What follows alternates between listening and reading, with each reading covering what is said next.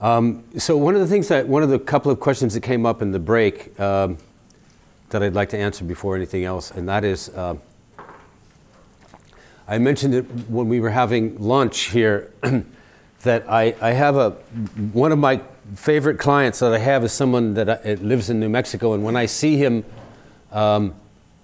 he makes this point of if he's with, this has happened more than once, that's why I say this, if he's with other people, and he sees me in public, he'll come running over to me with the people and say, I want you to meet Hakim, he saved my life. And the reason I tell the story is because it's one, that it really happened. And this is what the story was. I was in Arizona and I got a call from someone and they said, could you come and see this friend of ours, he's very ill. And so I went to the house, and the man was, he had a perforated ulcer, and he was bleeding internally, he had black stool, and he was dying. He was going to bleed to death. And I said, this man must go to the hospital now.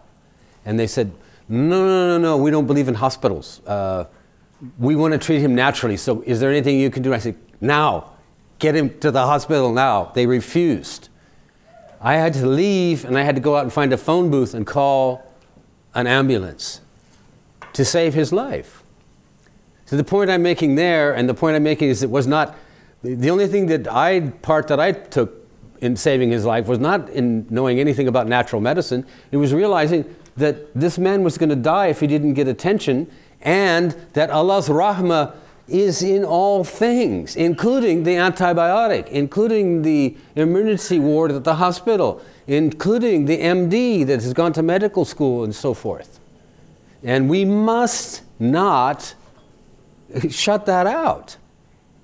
You know, what we have to do is we have to look at what is being given by the generosity of Allah in whatever context, and then use our intelligence and our sense and our own hikmah and wisdom to discern, you know, how that can be understood better, how that can be fit into a whole, how it may be wrong and why and which way, but we must take care about that.